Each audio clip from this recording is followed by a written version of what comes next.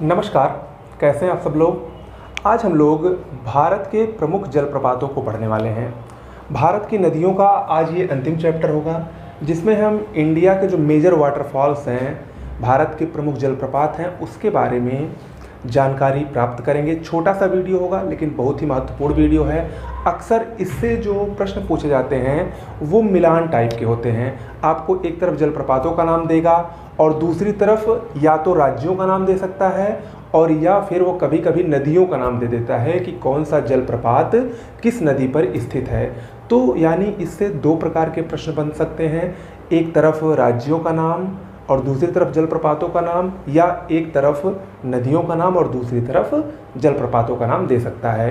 तो अक्सर इससे प्रश्न पूछे जाते हैं और कभी कभी सबसे ऊंचा जलप्रपात या आयतन की दृष्टि से सबसे बड़ा जलप्रपात भी पूछा जाता है।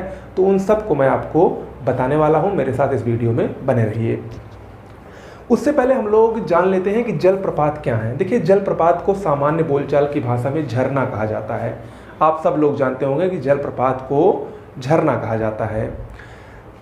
जब जल जब बहुत अधिक ऊंचाई से बहुत तीव्र गति से जमीन पर गिरता है तो उसी से जलप्रपात का निर्माण होता है। अगर जल सामान्य ऊंचाई से यानी बहुत कम ऊंचाई से गिरता है तो उसको जलप्रपात कहते हैं, और अगर जल बहुत अधिक ऊंचाई से यानी बहुत अधिक ऊंचाई से गिरता है तब उसको महाजलप्रपात कहा जाता है। भारत की बात करें तो भारत में जो जलप्रपात है काफ़ी छोटे छोटे जलप्रपात है जिनकी ऊंचाई बहुत कम पाई जाती है। उसका मुख्य जो कारण है कि भारत में मुख्यतः जो भी जलप्रपात पाए जाते हैं वो दक्षिण भारत और मध्य भारत में ही पाए जाते हैं। खासकर इसको हम इस प्रकार से कहें कि प्रायद्वीपीय भारत के पठार में ही भारत के अधिकांश जलप्रपात पाए जाते हैं। और प्रायद्वीपीय भारत का जो पठार है वो पठारी नुमा भाग है, न कि वो पर्वत है। तो पठार औसतन ऊंचाई में कम ही होते हैं पर्वत के, और उसमें भी जो पश्चिमी घाट है वो भी काफ़ी कम ऊंचा है, और पश्चिमी घाट और पूर्वी घाट पर बहुत सारे जलप्रपात पाए जाते हैं जिसके कारण उनकी ऊंचाई काफ़ी कम है। लेकिन भारत में, दक्षिण भारत में जलप्रपातों का काफ़ी विकास हुआ है। इन सब के बारे में आइए हम लोग एक एक करके जानकारी हासिल करते हैं। ओके, चलिए शुरुआत करते हैं। सबसे पहले हम सब इम्पोर्टेंट जलप्रपात पर आएंगे ही, लेकिन सबसे पहले हम एक तरफ से शुरू करते हैं। अहरबल जलप्रपात। अहरबल जलप्रपात जम्मू कश्मीर केंद्र शासित प्रदेश में स्थित है। इतना आपको जानना जरूरी है, ये इंपॉर्टेंट है। ओके, इसके बाद हिमाचल प्रदेश में यहाँ पर देखिए दो जलप्रपातों का नाम यहाँ पर दिया गया है। एक है बद्री जलप्रपात और दूसरा है रहला जलप्रपात। बद्री वाटरफॉल और रहला वाटरफॉल ये कहाँ स्थित है? हिमाचल प्रदेश में स्थित है। ठीक हिमाचल प्रदेश के बाद जो तीसरा स्टेट है वो है उत्तराखंड। उसी के नीचे उत्तराखंड में एक बहुत ही प्रसिद्ध जलप्रपात है जिसका नाम है कैंपटी जलप्रपात, या इसको कैंपटी फॉल्स, कैंपटी झरने के नाम से जाना जाता है। अगर आप लोग कभी देहरादून और मसूरी घूमने जाएं तो वहाँ पर आपको ये कैंपटी फॉल्स दिखाई देगा। कैंपटी झरना मसूरी में, और यहीं पर देहरादून में ही एक और बहुत ही प्रसिद्ध जलप्रपात स्थित है जिसका नाम है सहस्त्रधारा जलप्रपात। तो उसको भी नोट डाउन कर लीजिए। कैंपटी जलप्रपात और सहस्त्रधारा जलप्रपात, ये दोनों कहाँ स्थित हैं? उत्तराखंड में स्थित हैं। ओके, इसके बाद यहाँ पर एक जलप्रपात आप लोग देख रहे हैं, चुलिया जलप्रपात। चुलिया जलप्रपात ये चंबल नदी पर स्थित है। चुलिया जलप्रपात चंबल नदी पर स्थित है। कहाँ पर है? ये है मुख्य रूप से राजस्थान में, राजस्थान के कोटा जिले में स्थित है। ओके, इसके बाद आगे बढ़ते हैं तो यहाँ पर हम लोग देखते हैं गुजरात।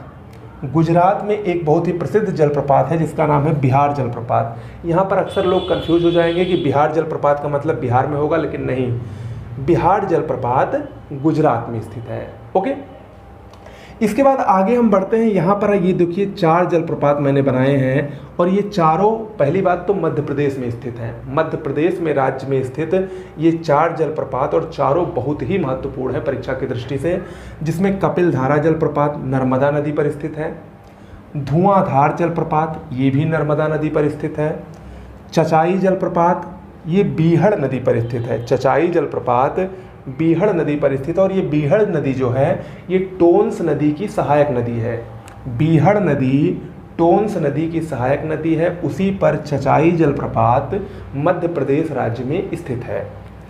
केवटी जलप्रपात, केवटी जलप्रपात ये भी महाना नदी पर, और महाना नदी भी टोन्स की ही सहायक नदी है, ठीक है, उस पर केवटी जलप्रपात मध्य प्रदेश राज्य में स्थित है। समझ में आया? तो ये चारों जो क्या हुए, ये मध्य प्रदेश के जलप्रपात हुए। आइए आगे बढ़ते हैं। महाराष्ट्र में यहाँ पर आप लोग देखिए 2 जलप्रपात मैंने यहाँ पर लिखा है। एक है थोह सागर जलप्रपात, ये भारत के ऊंचाई पर स्थित जलप्रपात जो है कुछ गिने चुने उसमें प्रमुख स्थान रखता है, थोह सागर जलप्रपात। इसके अलावा एन्ना जलप्रपात, ये भी महाराष्ट्र में स्थित है और ये पर्यटन की दृष्टि से बहुत ही महत्वपूर्ण है। एन्ना जलप्रपात पर्यटन की दृष्टि से बहुत ही महत्वपूर्ण है।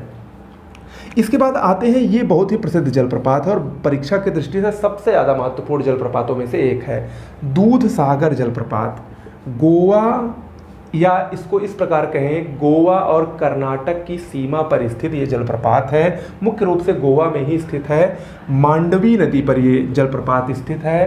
काफ़ी अच्छा प्राकृतिक सौंदर्य को ये अपने आप में समेटे जलप्रपात है। बहुत ही आकर्षक दिखता है, खासकर जिन्होंने चेन्नई एक्सप्रेस, शाहरुख खान की जिन्होंने मूवी देखी होगी चेन्नई एक्सप्रेस में, उसमें इस जलप्रपात को कई बार दिखाया गया है। दूध सागर जलप्रपात गोवा का जो है, ये चेन्नई एक्सप्रेस मूवी में दिखाया गया है। देखने में काफ़ी मनोरम और पर्यटन का एक प्रमुख केंद्र भी है गोवा का दूध सागर जलप्रपात। इसके बाद आते हैं कर्नाटक के 4 प्रमुख जलप्रपातों पर, और ये चारों बहुत ही महत्वपूर्ण जलप्रपात हैं। पहला है गोकक जलप्रपात। गोकक जलप्रपात गोकक नदी पर स्थित है, इतना ही जानिए आप बस। इसके बाद इसके नीचे यहाँ पर देख रहे हैं आप कुंचिकल जलप्रपात। कुंचिकल जलप्रपात वराही नदी पर स्थित है। कुंचिकल जलप्रपात वराही नदी पर स्थित है और ये भारत का सबसे ऊंचा जलप्रपात है। नोट डाउन करिए, कुंचिकल जलप्रपात भारत का सबसे ऊंचा जलप्रपात है। अब आप लोग सोच रहे होंगे कि सर हमने तो इसके नीचे जो लिखा है जोग, गोरसप्पा या महात्मा गांधी को हमने पढ़ा है सबसे ऊंचा जलप्रपात। देखिए इसमें बहुत कन्फ्यूजन है, कई सारी किताबों में अलग अलग प्रकार की चीज़ें दी गई हैं, लेकिन ये प्रश्न कई बार परीक्षा में आ चुका है, यूपी पीसीएस में, आरओ एआरओ में, लोअर पीसीएस में, और उन सभी में आयोग ने जो आंसर सही माना है वो कुंचिकल को ही माना है। ठीक है, कुंचिकल जलप्रपात भारत का सबसे ऊंचा जलप्रपात है। अगर ऑप्शन में कुंचिकल और जोग या गोरसप्पा या महात्मा गांधी रहेगा तो आप कुंचिकल को वरीयता देंगे, कुंचिकल को टिक करेंगे, और अगर कुंचिकल नहीं है या जोग नहीं है तो दोनों में से कोई भी आप टिक कर सकते हैं। ओके, इसके बाद तीसरा है जोग या गोरसप्पा या महात्मा गांधी जलप्रपात। ये भी कर्नाटक में ही स्थित है, शरावती नदी पर स्थित है। शरावती नदी पर स्थित है, और ये जो जोग या गोरसप्पा या महात्मा गांधी है ये 4 जलप्रपातों से मिलकर बना है। अगर हम जोग, गोरसप्पा या महात्मा गांधी जलप्रपात की बात करें तो ये पंक्तिबद्ध नहीं है, यानी ये सीधा नहीं गिरता है, ये गैर पंक्तिबद्ध जलप्रपात है, यानी ये इस प्रकार गिरता है, एक झरना इधर आया, फिर एक झरना इधर, फिर एक झरना इधर, फिर एक झरना इधर, यानी ये एक सिधाई में ना गिरकर ये गैर पंक्तियों के रूप में गिरने वाला एक जलप्रपात है जोग, गोरसप्पा या महात्मा गांधी जलप्रपात। कहाँ पर स्थित है? कर्नाटक में स्थित है। ओके, इसके बाद हम लोग आते हैं कर्नाटक में ही एक बहुत ही प्रसिद्ध जलप्रपात स्थित है, शिव समुद्रम जलप्रपात। कावेरी नदी पर स्थित है और भारत में आयतन की दृष्टि से सबसे बड़ा जलप्रपात शिव समुद्रम है।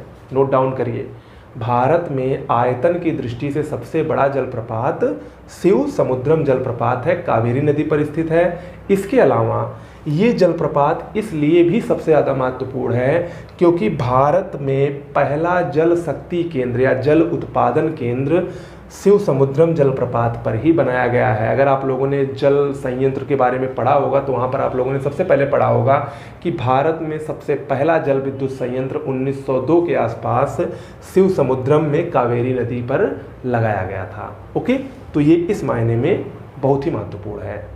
समझ में आया?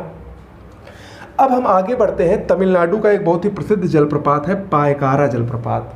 पायकारा जलप्रपात पायकारा नदी पर स्थित है। आंध्र प्रदेश में एक जलप्रपात है, याद रखिएगा, कपिला तीर्थम जलप्रपात। कपिला तीर्थम जलप्रपात आंध्र प्रदेश में स्थित है।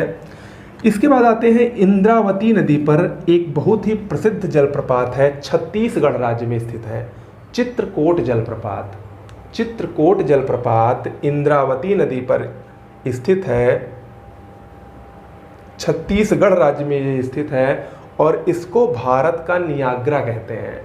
भारत का नियाग्रा किसको कहा जाता है? चित्रकोट जलप्रपात को इंद्रावती नदी पर है, छत्तीसगढ़ राज्य में स्थित है।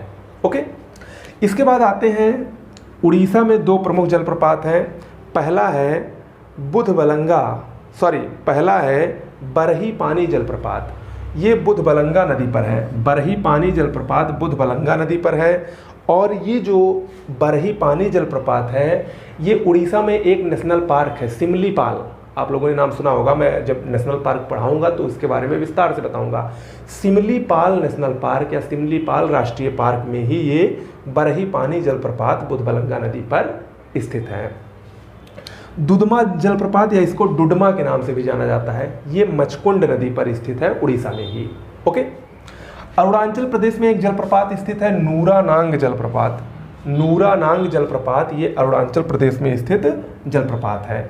मेघालय में दो प्रमुख जलप्रपात स्थित हैं, दोनों परीक्षा की दृष्टि से बहुत ही महत्वपूर्ण हैं। एक है नोह कलिकाई और दूसरा है किन्नरम। नोह कलिकाई और किन्नरम जलप्रपात मेघालय में स्थित दो प्रमुख जलप्रपात हैं। ओके, इधर आते हैं झारखंड की तरफ। झारखंड में भी तीन बहुत ही प्रसिद्ध जलप्रपात हैं, अक्सर परीक्षा में पूछे जाते हैं। पहला है हुंडरू जलप्रपात, स्वर्ण रेखा नदी पर स्थित है। दशम जलप्रपात कांची नदी पर स्थित है और गौतम धारा जलप्रपात गुंगा नदी पर स्थित है। ये तीनों बहुत ही प्रसिद्ध जलप्रपात हैं। कहाँ स्थित हैं? झारखंड में स्थित हैं। ओके, तो इस प्रकार से हम लोगों ने जितने बहुत ही प्रसिद्ध जलप्रपात थे भारत के, इन सब के बारे में पढ़ लिया है। काफ़ी इम्पोर्टेंट है और इतने ही जलप्रपात से, देखिए मैं जितना भी चीज़ पढ़ा रहा हूँ वो आपको जितना इम्पोर्टेंट है उससे थोड़ा ज़्यादा ही पढ़ा रहा हूँ। तो मेरे ऊपर विश्वास करिए, मेरे साथ जो ज्योग्राफी पढ़ रहे हैं विश्वास करके पढ़िए, इससे बाहर नहीं आने वाला है। लेकिन हाँ, ये जो मैं पढ़ा रहा हूँ ये आपको अक्षरशः समझ कर रट कर पढ़ना है। ओके, तो आज के लिए इतना ही। अब हम अगले वीडियो में पढ़ेंगे भारत की बहुउद्देशीय नदी घाटी परियोजनाओं के बारे में। वो भी नदियों से ही संबंधित है, तो उसको भी हम लोग देखेंगे, जिसमें हम बहुत बड़े बड़े जो बांध हैं, भारत के छोटे बांध हैं, मध्यम बांध हैं, उन सब के बारे में विस्तार से आपको बताने वाले हैं। ओके, तो आज के लिए इतना ही। नमस्कार।